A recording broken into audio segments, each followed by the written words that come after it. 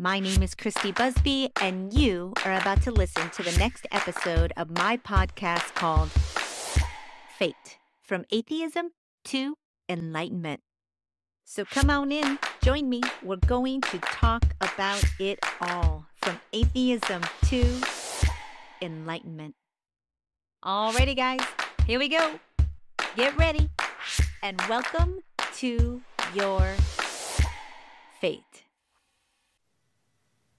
Welcome, everyone, to the next episode of F.A.T.E. How's everybody doing today?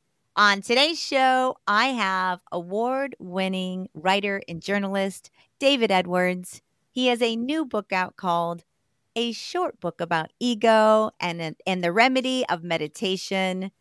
David Edwards, welcome to your F.A.T.E, my friend. How you doing today? Very well, thanks. Thanks very much for having me on.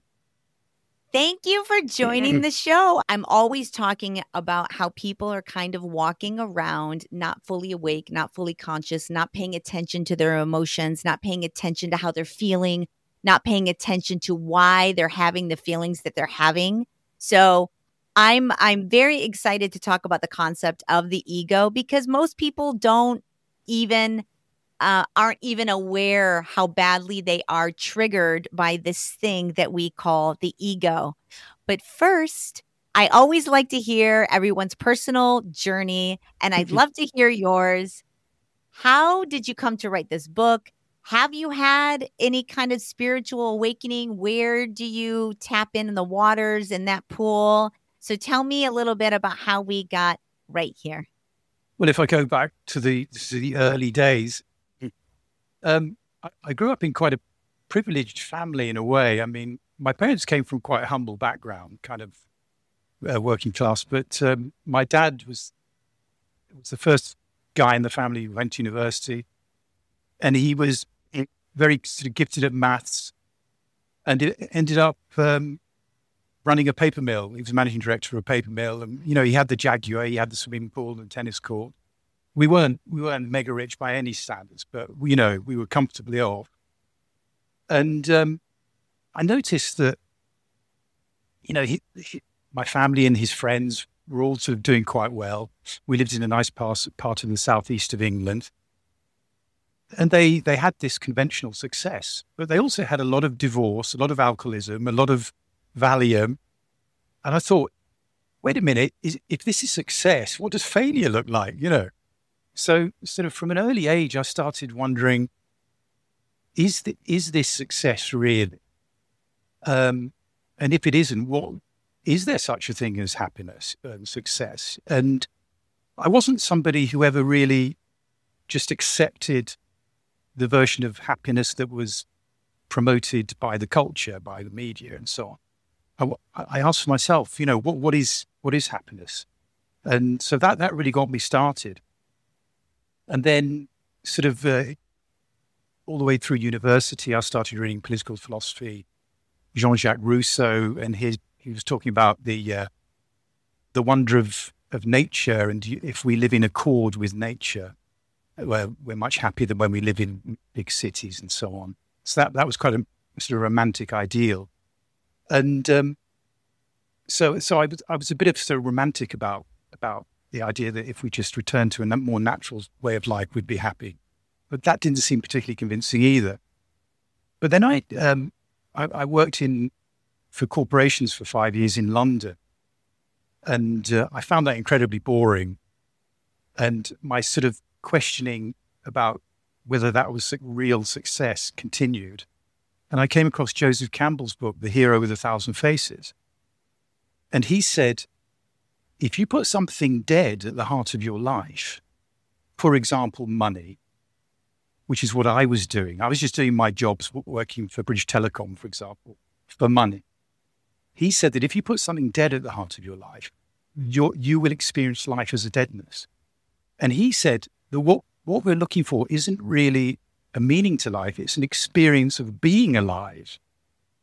And so his solution was follow your bliss. Now, what does that mean? It means find something that doesn't just give you pleasure, but gives you a deep fulfillment, a real satisfaction, a sense of being alive. And so I felt I was in this wasteland of money-oriented work, And one day in July 1991, I followed his advice and I decided I was going to be a writer.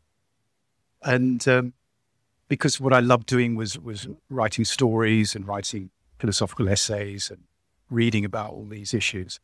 And I just gave up my corporate work at 29. And that's how my journey began, really, into spirituality. How far are you along in your spirituality? What is your current philosophy right now as far as the nature of reality? Where do you tap in when it comes to organized religion? Are you into that world at all, or would you consider yourself a Buddhist, or do you categorize yourself, or where exactly are you at in the world? It's a good question. I mean, I was really interested in Buddhism for a long time, in Tibetan Buddhism particularly. I'm not very comfortable with organized religion. There's always a lot of politics and a lot of conformity. And what I found on the spiritual search is really it's about tapping into your own feelings about what makes you happy and what makes you feel dead inside. And only you can do that for yourself. You can't follow other people. If you're following, you're not sensitive to your own reality. And so I've sort of stubbornly just gone my own way, really.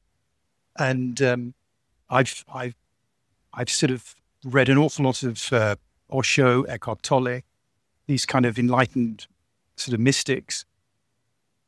And my experience is that in meditation, and it's taken me a long time. I've been meditating for 30 years.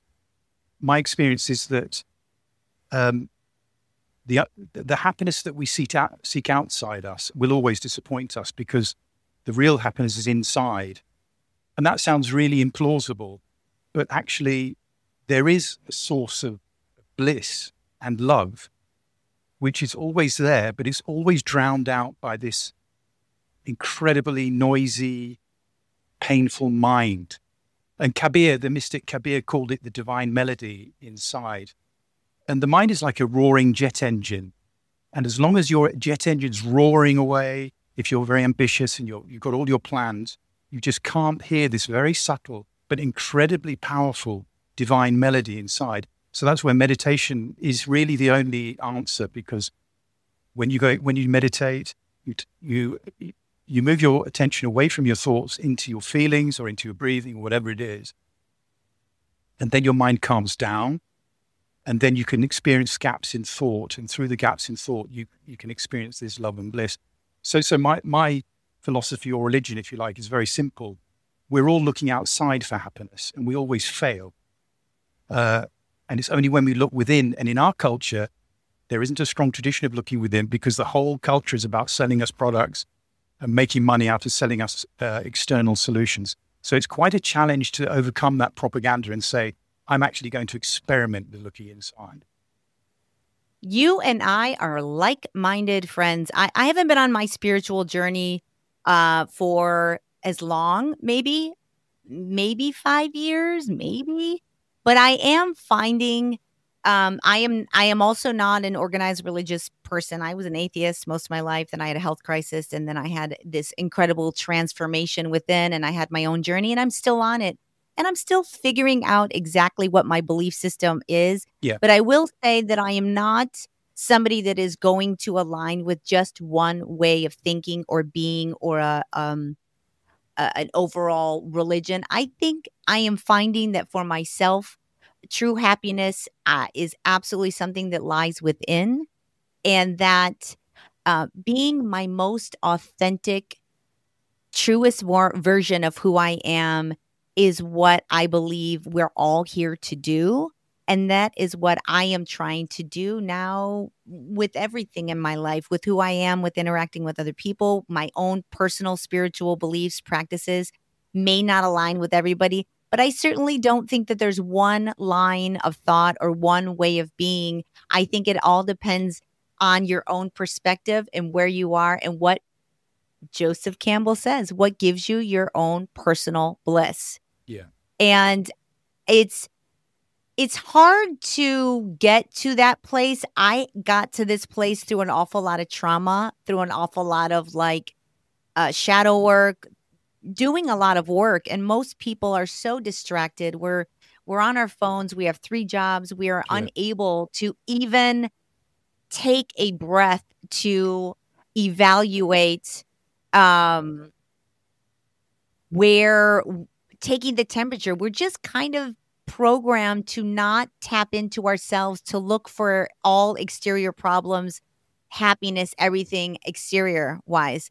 Yeah. But before we continue to dance in that direction, I want to really start asking about the ego and what that is and how it affects us.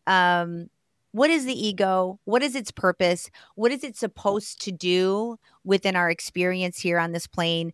And how is it constantly kind of, I would say, working against us in a lot of ways? The ego mind is something that is like an untamed tiger that we don't even know is controlling us until we really are able to think outside of this 3D matrix we're all living in. Yeah. So why don't we talk a little bit about what that is and how it really does prevent us from being our happiest selves? There are lots of different definitions of the ego. There's a Sufi story I like, which says that God played a little joke on us when we're born. He whispered in our ear, "You're the special one." And the joke is that he says that to everybody. So the aspect of the ego that I focus on in this book is this urge to be special, to be extraordinary, to be above other people. And the classic example is the successful ego, sitting in a Rolls Royce, smoking a cigar, the Donald Trump ego, if you like. There's a football manager in Europe called Jose Mourinho, who won the Champions League, a big tournament in football. And after he'd won, he said to journalists, "Please don't call me arrogant, but I'm the European champion, and I think that makes me a special one." So that's the successful ego. And, I've had that in my life. And, when I write about these things in the book, I'm not sort of pointing the finger at other people. The book's virtually an autobiography. So all of the problematic egos I discuss are me as well, and when I published my first book in 1995, even though I might not have wanted to, I felt a little bit special. Yeah, even if I hadn't wanted to feel special, I felt special because I'm a published author. I've written a book. People asked me about my book. They wrote things about the book and said, "Well done." And so that's we're born peeping out of our eyes and we're the center of the universe and we want it to stay that way. And we run into other people and they also think they're the center of the universe. So there's a problem. So the first ego I talk about is the successful ego, which dominates through positive achievements in life. But a less obvious form of ego I talk about is the suffering ego. So we can feel special because we've got more positive things than other people, but we can also feel special because we've got worse problems than other people. And just as the successful ego can dominate through power and wealth, commanding everybody's attention, a suffering ego can use their problems and suffering and the claim that their suffering is much worse than anybody else's to command the attention. Every conversation ends up being about their problems, their difficulties, their status as a victim. Yeah. So that can also be a tyrannical ego in a different form. And so you can feel special because of positives in your life, negatives. And then there's the third issue, the third strategy that I talk about is the righteous ego, where you're more concerned about the positives and negatives in other people's lives than in your own. So you care more than other people. You're a vegetarian, or you don't fly because of climate change, or you're a patriot, as you would say. We would say a patriot. Yeah. You're a patriot. You've got to keep those commies away. I care more about my country than you. You've got to listen to me because I'm here to save you. So that's, if you care more, you can be as dominant as a successful ego and as a suffering ego, and you can demand attention because you care more. That's right. It's almost like it's this sense of superiority, or the moral superiority over someone else, because you feel like you are justified.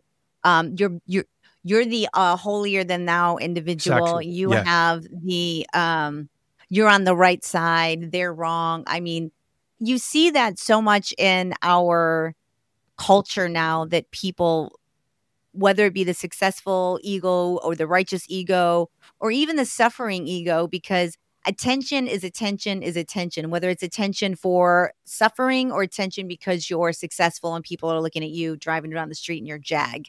It's attention, Yeah. makes you feel good. I think a lot of people have these tendencies, and number one, they're not conscious of it. They just know that it feels good in the moment. They don't know why. They don't know exactly what it feeds. They're not thinking about their emotions.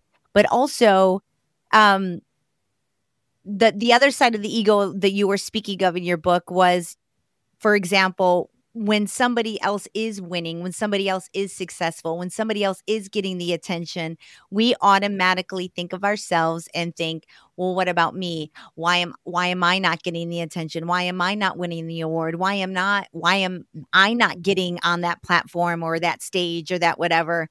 And I think that ends up making us feel bad about ourselves, that we somehow can't feel happy for other people because we have this interior sense of jealousy, envy, and it doesn't make us feel good. But one of the reasons why I wanted to talk about this is because sometimes you have to uncover these emotions and talk about them, and let it be known that everyone goes through this. This is not this is not unique concept or feeling to anyone, that we all have a little bit of jealousy towards other people. We all want what other people, when other people are happy, we want that happiness. When other people have something we don't have, we want that feeling. We're always seem to be searching for that feeling of happiness, contentment outside of ourselves. And when we see somebody else having that or experience that, we just can't seem to be happy for each other. There is no, we just can't.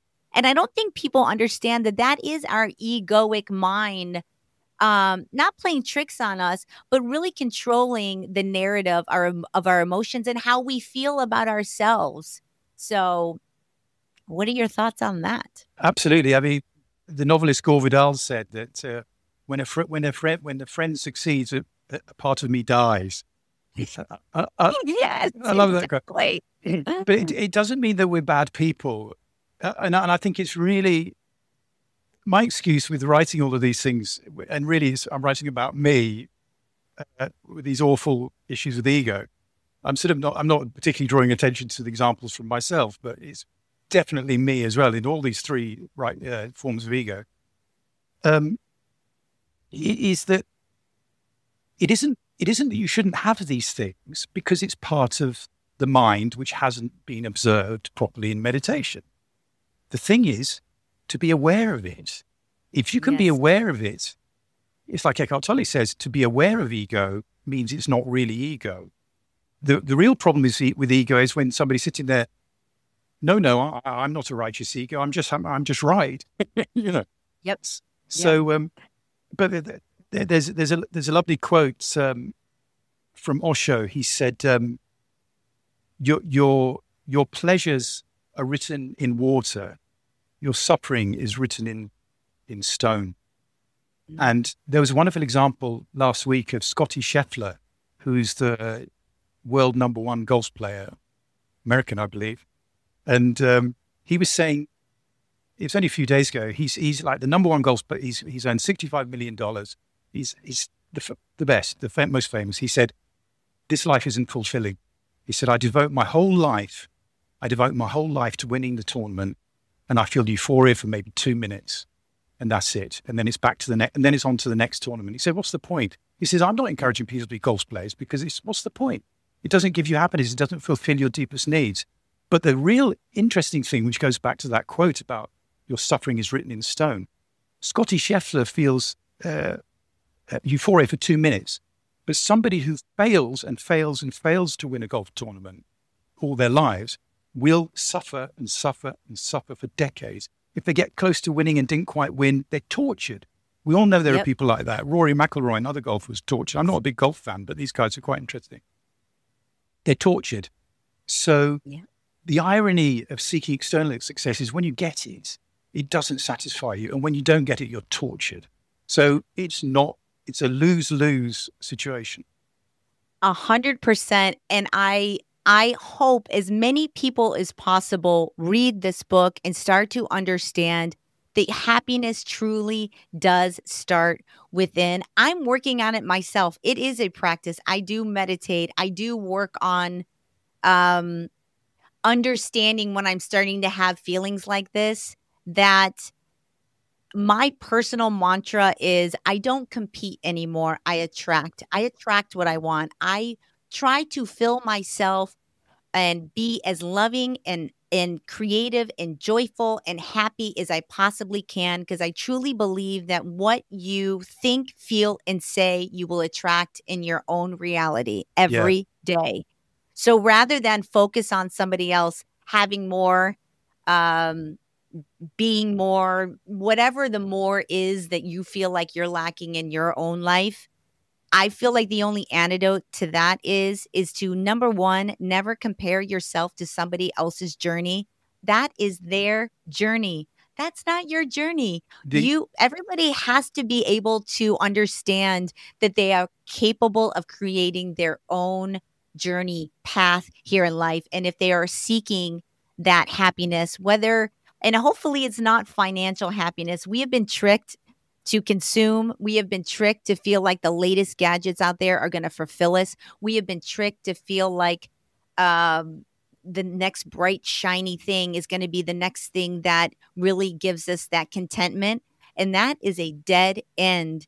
And I am very hopeful that humans as a whole will start waking up to this idea that this obsession with materialism that we are in this culture is a dead end journey, not only for us as individuals, but for the planet, for the other species, for the environment. It is a dead end lose game. Absolutely. Cycle of unhappiness that is never going to fulfill your, not only your purpose here, but the giant hole you have in your heart right now. The mind isn't interested in what it's got. It's only interested in what it wants next.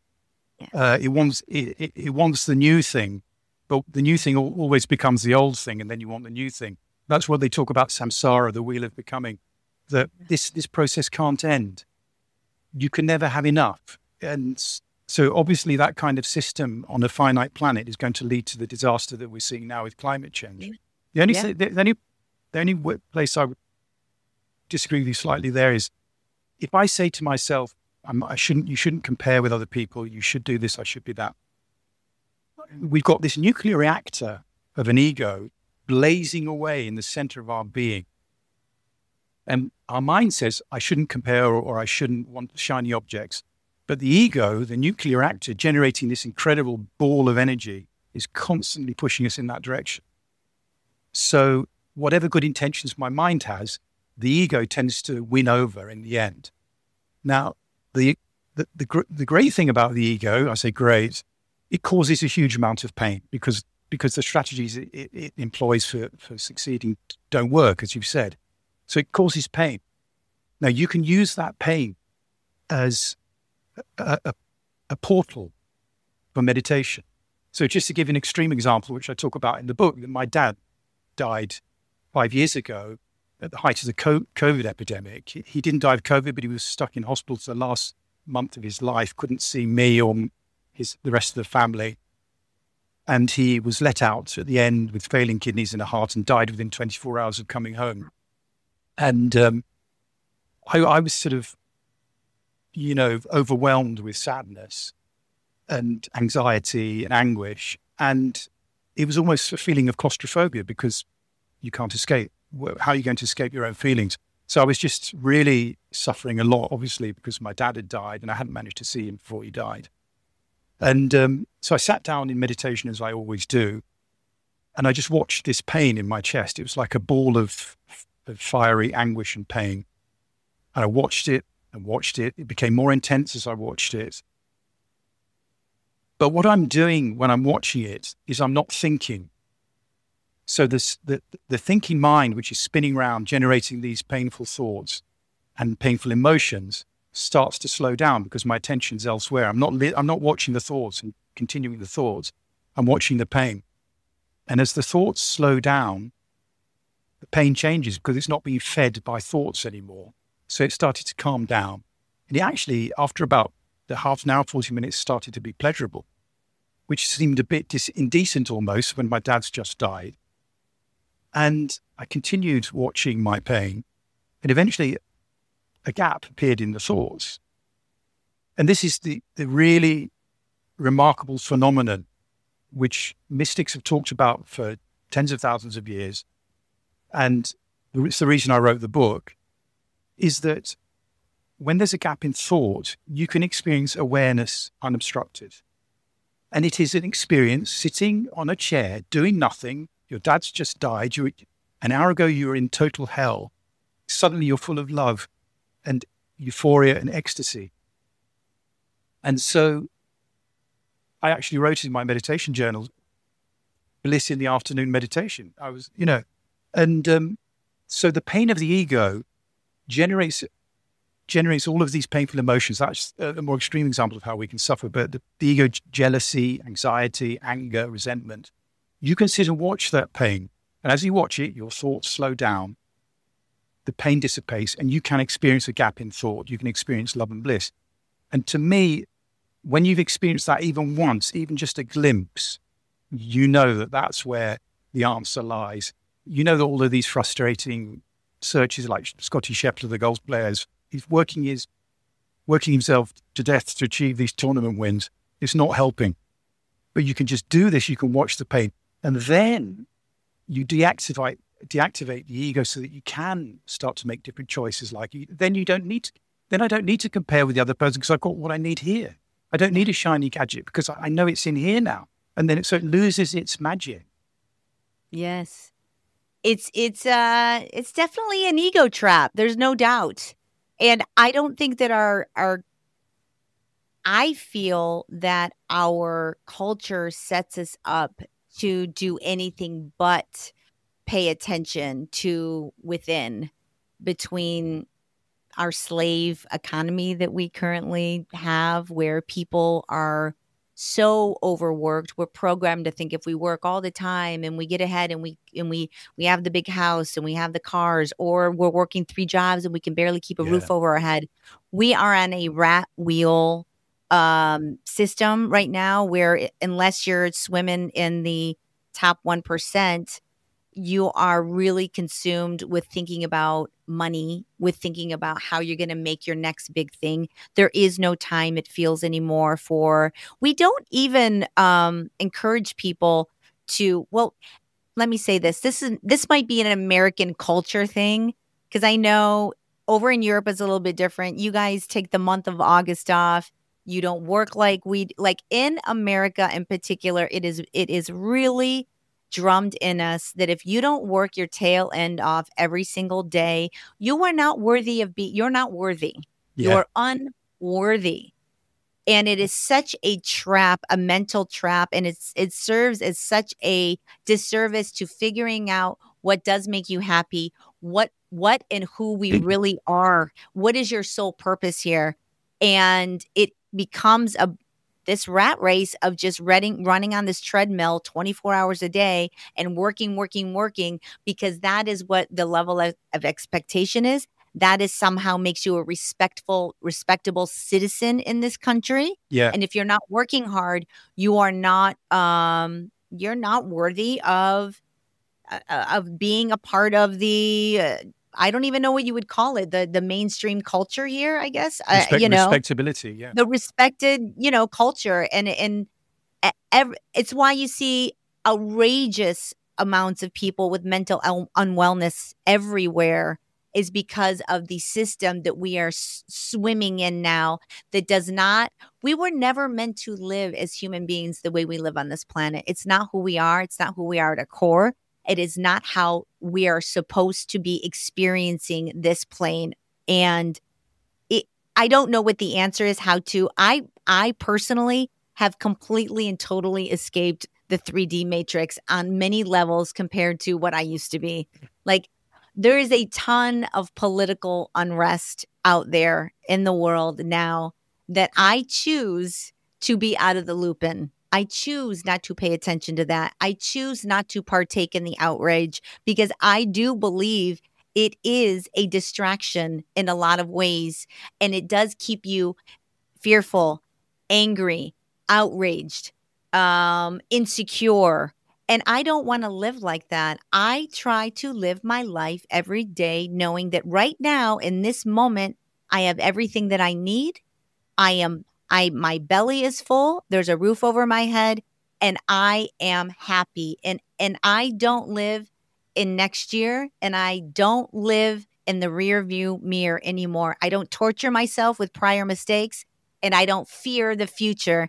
And I live a pretty fearful life. Like, I work in the movie industry. My career is gone. Like, it moved overseas. I barely worked the last few years. Like, I'm struggling to make ends meet. I don't let that dim my light, bro. I'm like, right now, I'm good. And I focus on right now. Yeah. And it's a Jedi mind trick almost because we are inundated with reasons to be angry, reasons to be Yeah. scared, whether it be the environment, our political unrest, the wars, paying my bills, all of those things are things that could be weighing heavily and causing me stress and making me worry. And I choose not to live there anymore. I live in now. I want to discuss a few of the things that you talk about in your book when it comes to the celebrity ego, because I work in the film and TV industry. And when I read about it, I was like, spot on, David. So spot on. Yeah. You said when you are around somebody or in the company of celebrities, it is very conditional on the acceptance and that there is an unspoken inequality. And if you were to step out of line in any way, you will be sharply reminded or even replaced. And when I read that, I was like, he is so right. I have been working around celebrities for 20 years, people with power, people with a lot of money, and the um the power line is almost palpable on a set. And there is a reason why we have in our industry something that's called above the line and below the line. And it's very hierarchical. And if you are above the line, Yeah. What does that mean, above the line? above the line are producers, actors, writers are above the line. And below the line are mainly the crew, the workers, the DP, I'm an assistant director, the production designer. All those people are what they call below the line workers. And when you get into big movie world, it is filled with the level of ego that you're having to deal with every day, whether it be from an award-winning actor or actress or an Emmy award-winning costume designer or whatever. The amount of political dancing that you have to do around these people sometimes is it's crazy. And it's one of the reasons why I don't follow any celebrities. I'm not fans. Like, I understand that they're just human beings out there. And yes, they get in front of the camera. And yes, some are really talented and some aren't really talented, but they're really beautiful. But really, everybody around them has just made them feel so special, so powerful that if you even attempt to penetrate that bubble and treat them like a normal human being, you will get caught up for it. And Yeah. it is it's really kind of sick and twisted. It's sometimes to a certain degree because nobody tells them no. Nobody tells them they're wrong. It's probably like being around billionaires Yeah. where nobody tells them anything that their little ego minds don't want to hear. Nothing. So it turns them in. And I'm not talking everybody. And I'm sure as hill, not gonna name names. I'm not here to call anybody out. I'm just saying that that system is in place. It is real. And I would love for our society in general to stop seeing people who are on TV or whatever, to put them on such a platform of being on a separate plane than the rest of the everyday people that live in this world. I felt has been a huge disservice to our culture in general, and as we've created like monsters in a little bit of a way, they're Yes. and again, I'll say it again, not every actor. There's some really huge actors out there that are full of grace and in humility and kind, of course. But there's a fair bit that are just so powerful, so fragile with their egos, that if you were to treat them or ask them to do something that they feel is beneath them, you will probably get spoken to, lose your job, get replaced. Especially when it comes to like the assistant world. I mean, it's kind of crazy what has happened in the celebrity of ego that we have in our culture in today's world. There's an interesting aspect of that from my point of view as an Englishman. I've noticed that the English, when they go over to the States, or the British, really defer to Americans. They kind of treat Americans as a higher species. Like when they go to Hollywood or, and I was really surprised actually when Ricky Gervais, you know him. Oh, I love Ricky. He did. Was it at the Golden Globes? I can't remember. He did. He did this speech making fun of all these celebrities who were in the audience, and it, it seems trivial, but I almost couldn't remember a time when anybody had made them look human. And he was English, and he actually for the first time didn't defer to them, didn't treat them as superhuman, treated them as ordinary people that you can make fun of. And suddenly, from being this tall, they all seemed down here, sort of normal size. And I thought, wow, really unusual. And you sort of, yeah. So from my point of view, the Brits are terrible about deferring to the specialness of Hollywood. It's a really bizarre business to be in, and you get to be around people that you would never be around and see them from a perspective that no one else would be able to get to see. And you learn a lot about power, about money, about ego. And, I think it is changing a little bit. I think people are less inclined with the whole celebrity thing, but I would love to see a world where we see each other as more on an equal level than this extreme level of looking, you say in your book, we do have an innate need to feel superior to other people. We want to feel like we're better. And even in the political discourse that we currently have, a lot of it is about the moral superiority, I think, that happens where, depending on what your perspective is, you're looking at the other people that they're the enemy. You're on the right side, they're on the wrong side. You have the moral clarity on this, and it's a trap, and it doesn't allow us to connect to each other on a different level other than whatever your talking point is trying to get across. It's just a trap. Yeah, the ego will use anything to feel superior. Yep. I mean, literally, that something as superficial as the depth of your skin. If you're a different skin color, you're superior, or somebody's inferior. So if it can use something that trivial to create a sense of superiority, it can use anything, and it can be a political view, it can be your gender, it can be which newspaper you read, which car you drive. The ego can use anything. It's just, it identifies, it becomes part of the self. Even something, like the brand I use, or the company I work for, which has prestige, or my car or my house or where I live, we absorb it into our sense of self. And then when, if you have a political belief which becomes part of yourself, when somebody attacks your political belief, it feels like they're attacking you.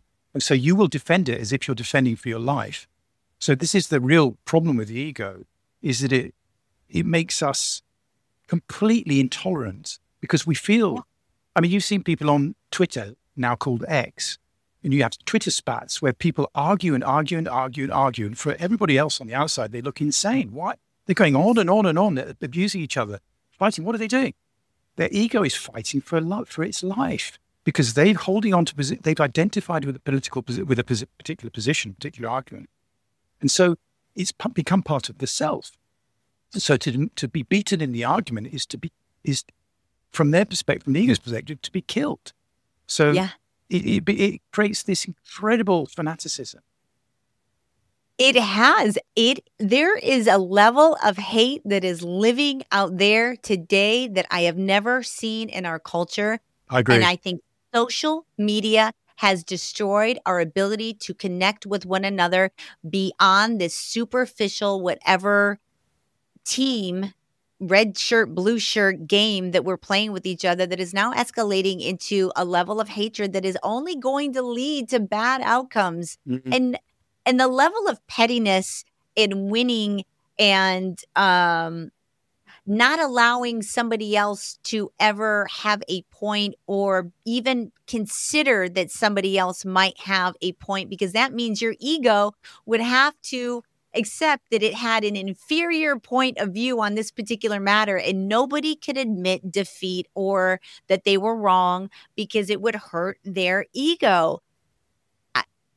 In a way, our egos, I feel, are ruining our society because we are not conscious of them. We don't talk about them. No one talks about their internal biases, whether it's, whatever. We all have them.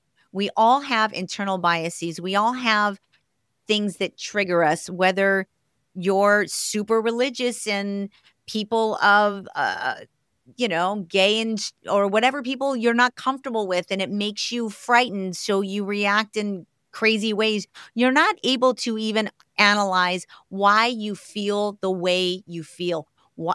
There is no thought of when you're having an emotion, a thought, an urge. Why am I having this thought? What is it trying to teach me? How am I supposed to be reacting to this? And getting outside of the egoic mind and being able to observe your own thoughts instead of being a participant, be an observer of what you're thinking, feeling, and saying. And I feel like that is the greatest life hack anybody could get on this show, is to start understanding that your egoic mind is going to feed you thoughts, feelings, emotions. And we as a society have to start understanding that and analyzing, why am I feeling like this? What is going on within? And it doesn't have to be a hugely complex task. You don't have to go and live in a temple and meditate 12 hours a day. I noticed that I've got an electronic toothbrush. Probably you got the same thing. It goes on for 2 minutes, and every 30 seconds it makes a little noise. And so you're supposed to change to a different corner of your mouth. And I noticed that when I concentrated really hard on where I was brushing, what angle I was brushing. And this sounds ridiculous, I know, but I noticed that after 2 minutes, just 2 minutes, I felt better. I thought, this is strange. Why do I feel better than before I started brushing? If I'm thinking all the time I'm brushing my teeth, there's no difference. But if I'm really thinking quite diligently, trying to do a good job so my dentist will be happy with me, I feel better. And you can do it even now. If you close your eyes, how do you know you've got a pair of hands? If you have your eyes closed, how do you know? And you can feel. I can feel tingling in my fingers. I can feel pulsing I can feel energy in my hands, in my fingers. If you sit and watch that tingling for 5 minutes, it sounds completely absurd. But if you do that for 5 minutes and you get used to doing it, what happens is you take attention away from this insane spinning wheel that's constantly boosted by short reels and Instagram and TikTok, and you bring it into your sensations, which is real. It's not the hot air of the head. It's real. It's part of nature. It's the body. And you put your attention in the tingling, and after 5 minutes, your mood has changed. You'll feel better. And if you do that through 2 or 3 times a day, you change your life. So it's not a huge thing. But the problem now is we've got all of these devices, and who knows? I mean, God knows it's so addictive. iPad, the iPhone, short reels. Everybody's watching short reels. Even teenage boys aren't doing video games anymore. They're watching short reels. But we can just do this thing of, right, 5 minutes. I'm just going to feel the sensations in my hands or my feet, or listen to the blackbird. You can do it. And as soon as you get a sense, actually, this is helping me, you start to build momentum, and you start to be able to resist this crap that just like a tsunami of mental activity, which just makes you so anxious and miserable. Yes, 100%. I couldn't agree with you more. It is incredibly important to monitor your own thoughts, your own feelings, your own acts, and breathing. Breathing is huge. If you're going to like get into your body, if you're going to start getting into your sensations in your body and start looking within, breathing, taking those deep breaths and letting that breath get into your body and energize. It's transformed my life. I am so much more calm. I don't react to nearly extreme as I used to react. I'm not easily triggered. I'm happier, more content. But I've also never really been somebody who's been super materialistic. Like, I don't own a designer bag. I don't own a pair of designer shoes. I don't understand that. I think that is just something that people come down here with inner knowings, with inner feelings. They're, whatever. I think I've always had an inner knowing that that stuff wasn't going to fill me up. I don't wear jewelry. I don't have any rings on my hands. Really? I don't have any of that. Like I am not that girl. I'm not. So I've never been one that has been overly materialistic. Not to say I don't like nice things. Everybody likes nice things, but it's not something that I need in order to make myself feel good about myself. I didn't understand designer stuff until I was with one of my friends who has a girlfriend. And they explained to me that when she had her designer bag or something of that nature with her, it was almost like a shield, and it gave her a sense of confidence and a sense of feeling good that she couldn't get within her own body. And that, for the first time, I started to understand maybe what the draw of having a designer bag is, because beyond that, I was like, I don't get it. It's holding my purse and my wallet. What in the hell am I spending $2,500 on for a bag I could get for $50 and it's gonna do the same thing? Like, literally no upgrade there. It's the same thing. But people are obsessed with this label. It gives them a sense of self-esteem. It gives them confidence. It makes them feel important. It feeds that egoic mind. Exactly. And that is something we as a culture and as a species really, I feel, needs to snap out of it and understand that is not where you're going to get your happiness. I think a great help with that is, as you said, we're all overwhelmed, especially it sounds like the States, where you have to work just your tail off, as like you said. A dog. If you realize that, my solution to that, I was working in business for 5 years, as I said, is I left my corporate career. I thought, how am I going to feed myself? So I thought, okay, I'm going to teach English as a foreign language, but I'm going to do it part-time. And I did it for 3 hours a day, which was like a complete revolution from what I was doing before when I was managing a department of 12 people, and it was hugely stressful, And so I worked part-time, earned virtually nothing, but I had so much freedom, and I could breathe. I could do all the writing I wanted, all the reading I wanted.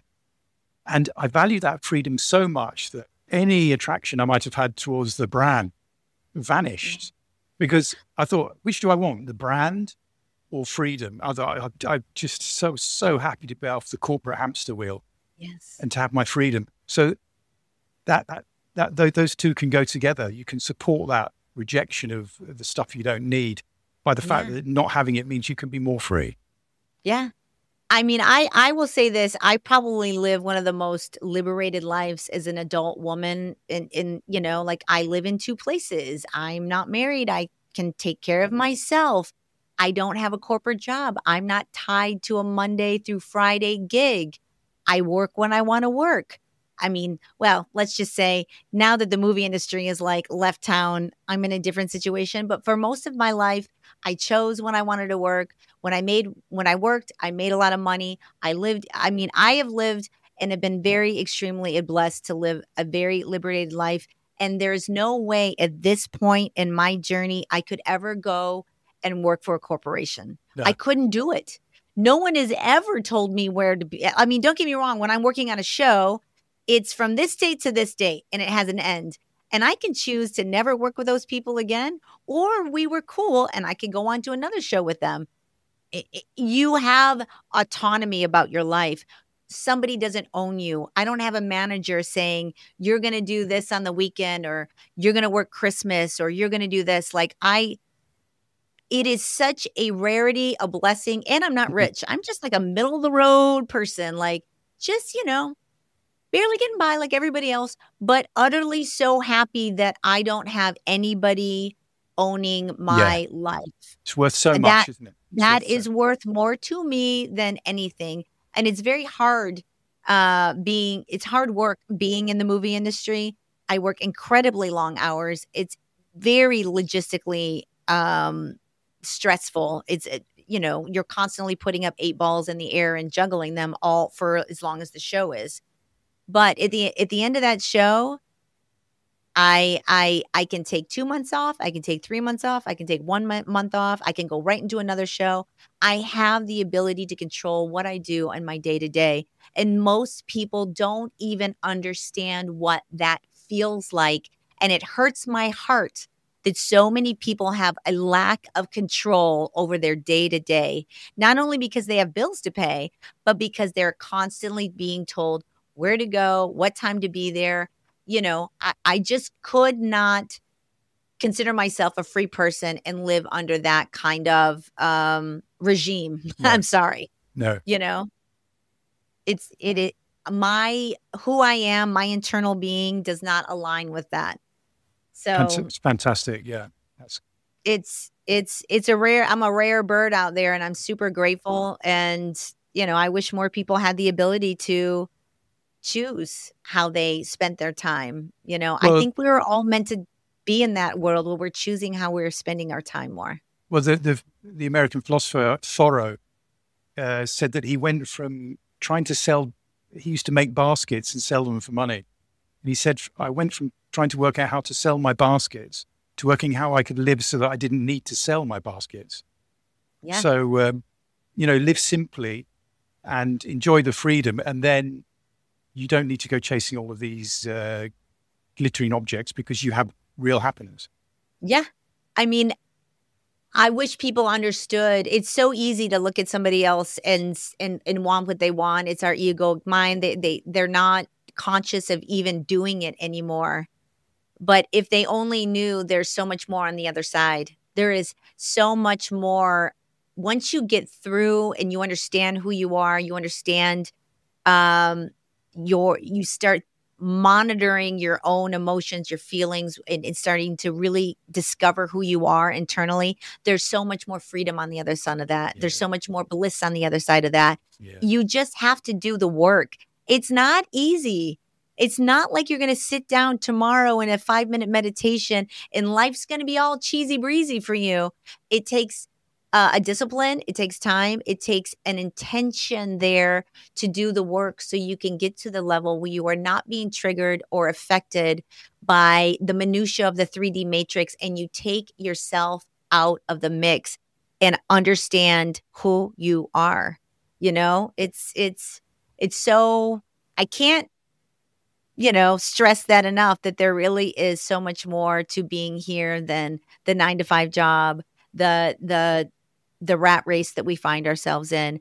And our egoic minds really is something that we should start paying more attention to, because I think there's a lot of not only pain, but people feel shame for feeling the way they feel. They don't want to admit that they're jealous, or they don't want to admit that they want to be on number one or want the attention. They feel insecure. They feel all these things.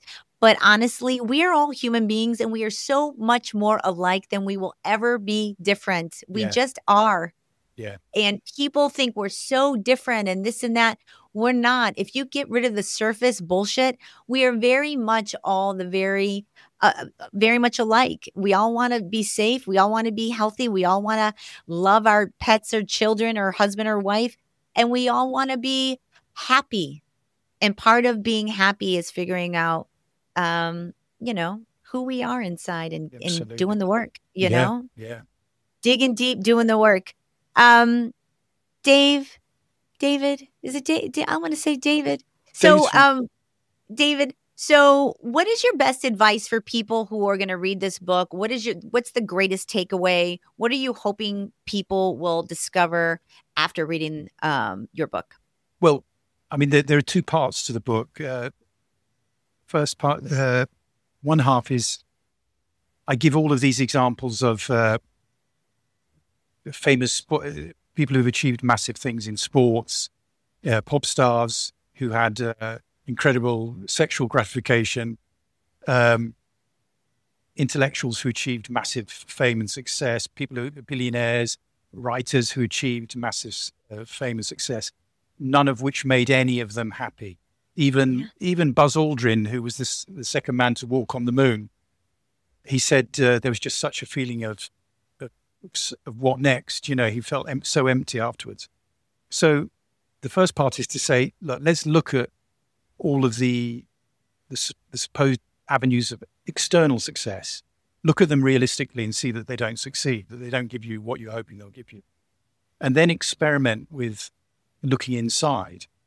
And if you dabble in it and you grope around in the dark and you stumble around in the dark, eventually, if you're stubborn enough, you don't need to be a pure, holy human being meditating in a Tibetan cave, a Himalayan cave. You look within, you can experience this love and bliss, which is totally transformational. Even just to have a glimpse of it shows you the right direction to go in. So it's really, I'm just saying, let's look honestly at external happiness and then experiment with looking for internal happiness. Yes. I completely agree. I hope that this book reaches as many people as possible, because I do feel that we're living in such a materialistic, vapid, lost. We have lost who we are. We are lost.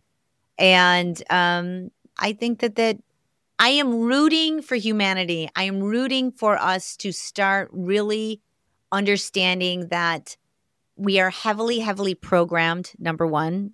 We are programmed from the time we are small, and our schooling, we are programmed all the way up into our adults. I've said this a million times on the show, but I'll say it again.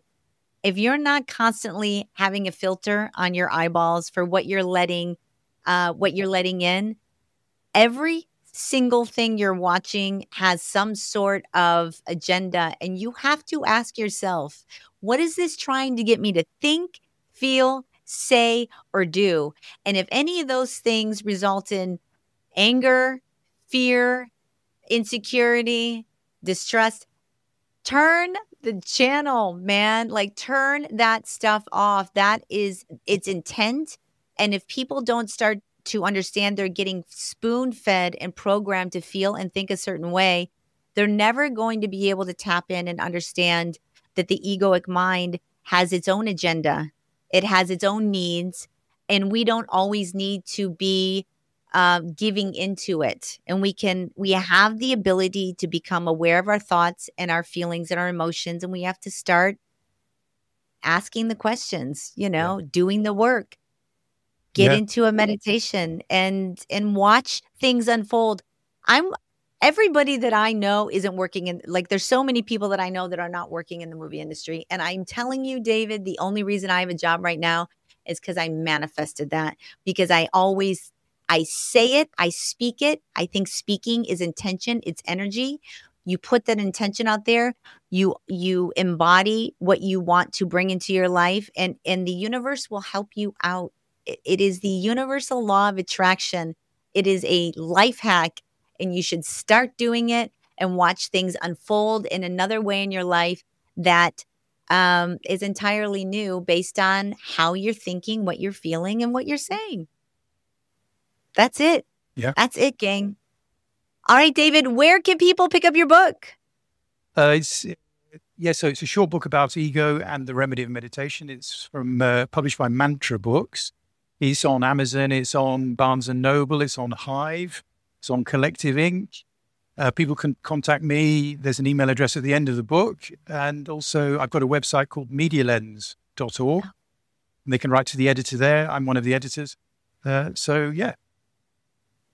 Well, David, I want to really thank you for coming on the F.A.T.E podcast. I enjoyed this conversation. It's an important conversation about ego and the ego trap. And I want people to pick up the book, read the book, and start understanding, man, like it's not all about money and materialism. That's not going to make you happy. Happiness lies within. You just have to seek it and you will find it.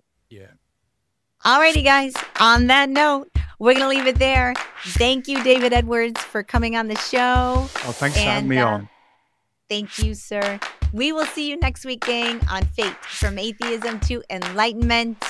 Journey well, everyone. Bye-bye. Bye.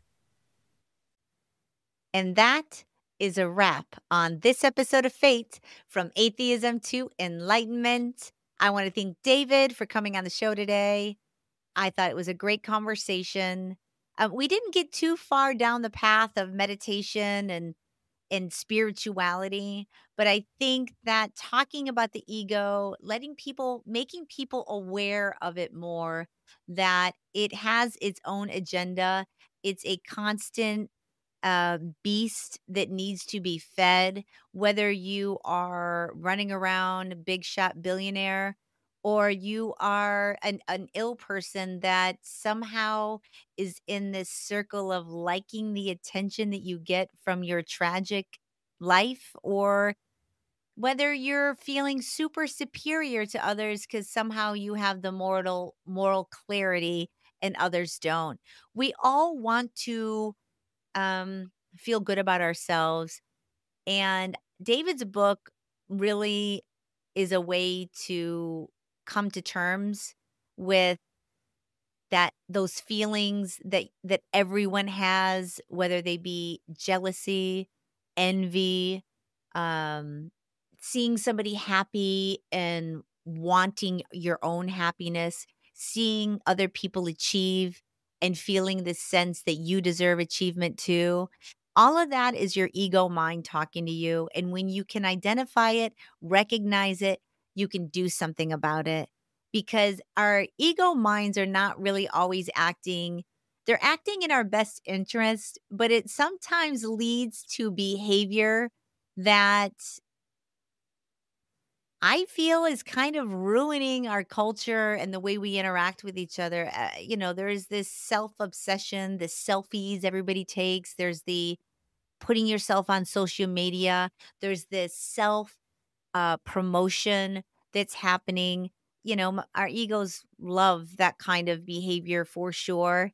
And everything is okay in moderation. It's okay to promote my show, or it's okay to promote what you feel good about. I'm not trying to detract from that, but everybody knows we're living in this sort of like extreme culture where everything is on steroids these days, including hate, including um, materialism, consumerism, searching for happiness. All of that seems to be ramped up. There is no moderate left, I feel. Everything is just on high or it's on nothing. There's no like, hey, let's stay in the middle and just kind of like have a little balance here.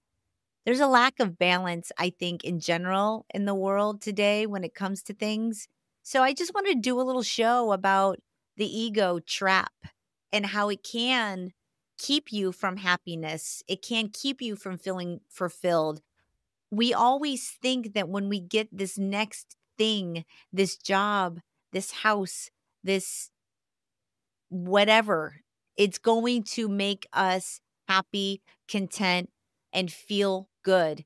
And maybe it does for an instant, for a moment. And then we always seem to go back to feeling lack, less than, wanting more, and it's a cycle I think humanity in general is in, including myself. I struggle myself.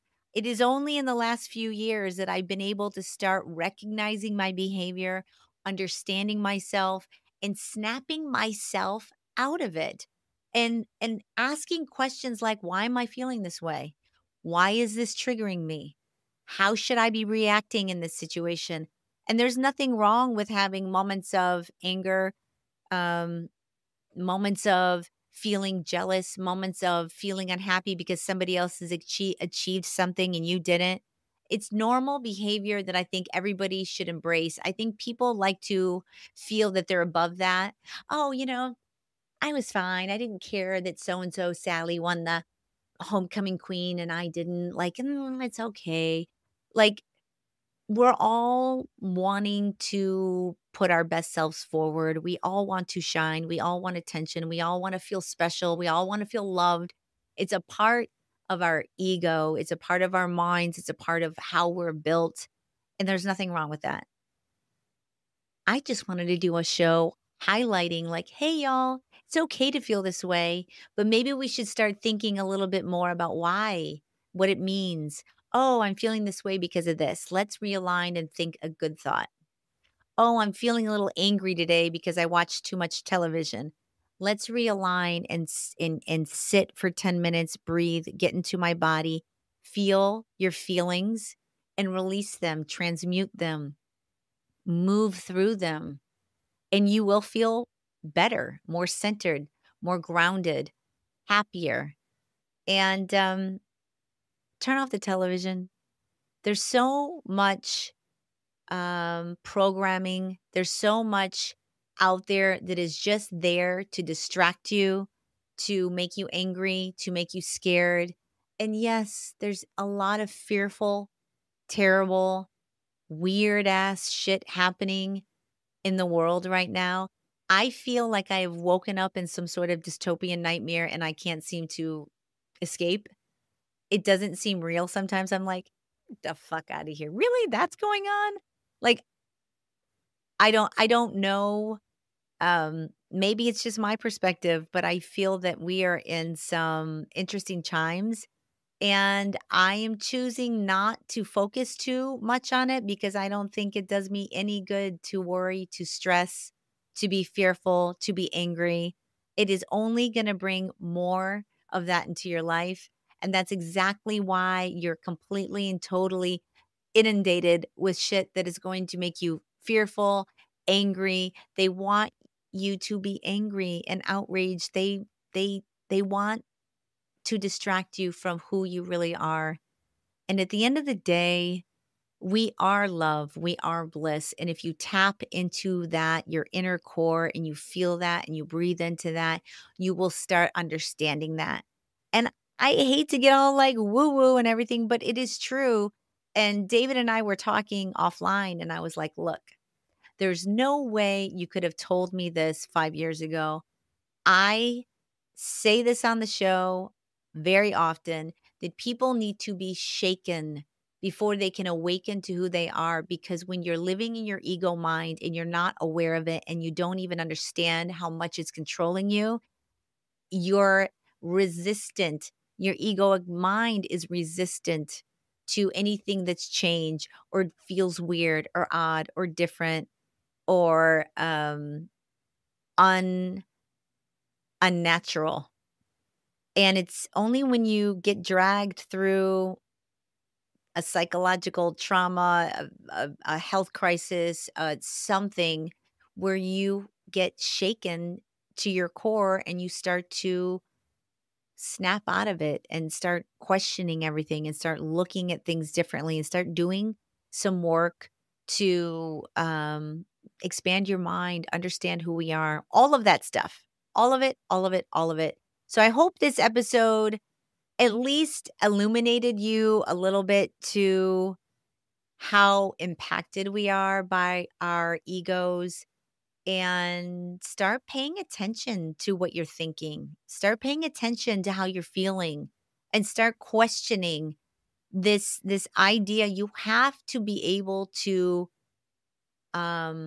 think for yourself and stop looking to others to give you answers. Stop looking to others to make you feel happy, to make you feel content, to make you feel less afraid.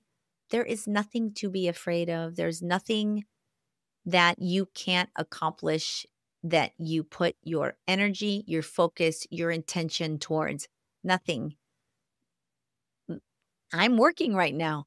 90% of the people in the movie industry are not working right now. And I'm telling you, the only reason I have a job is because I keep saying, I've been in the business 20 years. I'm always going to work. I'll always work in the business. I will always work in this business.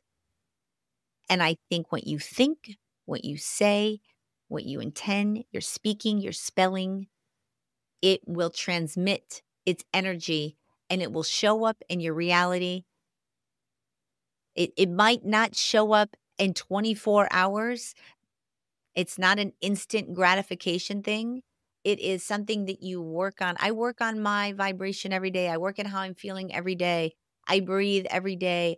I say affirmations every day.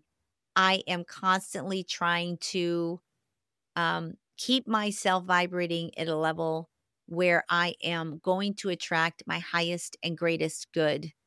And I have to tell you, lately, by the way, I am feeling so good. I haven't felt this good mentally or physically in well over a year, maybe 2 years. And lately, I have been feeling like a new and improved version of myself. I even feel like I'm aging backwards sometimes. Like, I feel like I look younger now than I did 10 years ago.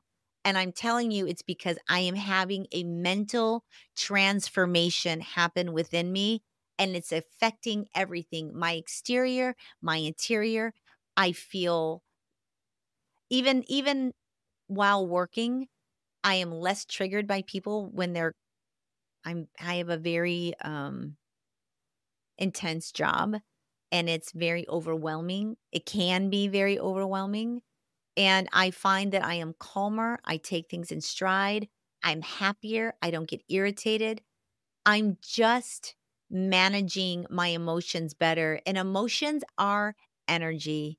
And when you're having all of these negative thoughts, it's affecting your health, it's affecting your reality, it's affecting your mental well being. It's unnecessary. And the sooner you start feeling things, breathing into them, calming your mind, and understanding what and who you are, the faster you are going to change your exterior. That is my tip of the day. With that, gang, we're going to go ahead and leave it there. Follow me on Instagram at F.A.T.E podcast. I'm not sure when this episode's going to air. Probably not till after I'm already off this show. But I'm going to be putting out new episodes. I have already bookings in August and September for new episodes with fascinating guests. Continue to journey with me. Please, I really want to do this as long as possible. I'm loving it. I would love your support.